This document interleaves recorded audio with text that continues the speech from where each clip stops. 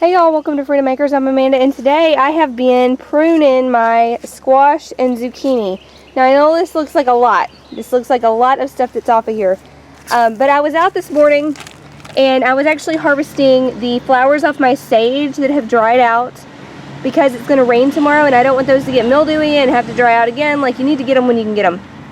So I've got those in a baggie. I'm going to lay those out to dry further in the house. But anyway, last night during Deep South Homestead live stream, several someones have asked repeatedly about squash and zucchini and why they are getting yellow leaves and they're drying out and they're looking bad. Later in the summer we usually get that powdery mildew. I'm growing in grow beds, so these have plenty of water in them. My water is not an issue. This is new potting mix.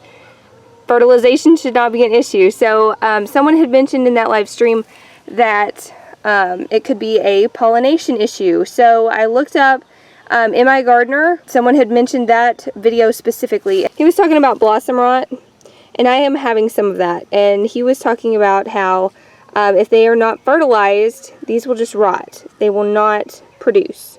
And I was having that happen a lot. So I came out here this morning and I have pruned like a ton of leaves. Like, there's a bunch of foliage just laying out here that I've got to clean up. We're going to take that to compost.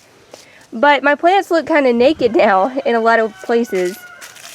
And I noticed, like right away you can notice that the flowers are visible now. Before you could barely even see where the flowers were. So if I was having that problem, my pollinators probably were as well.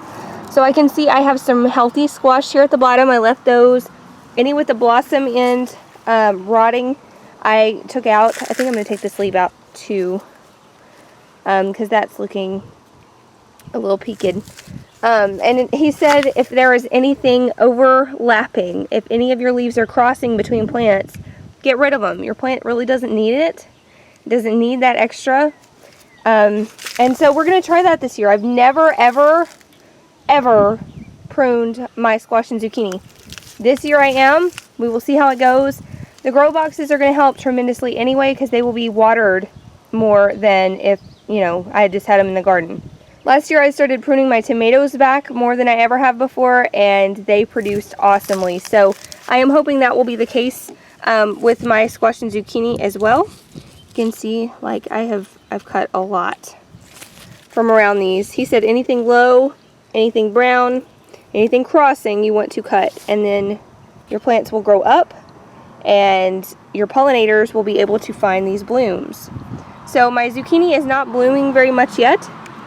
I have one zucchini over here already growing, but that's the only one. Everything else hasn't even flowered except that one. But this summer, you can see these are loaded. I expect to have a very, very good harvest of these, but I'm going to keep up with the pruning, and I want to encourage you guys to do the same, and hopefully it will help us all. So thank you guys so much for stopping by. I just wanted to show you a quick clip of what I'm up to this morning, and I will see you in the next video. Thanks for stopping by.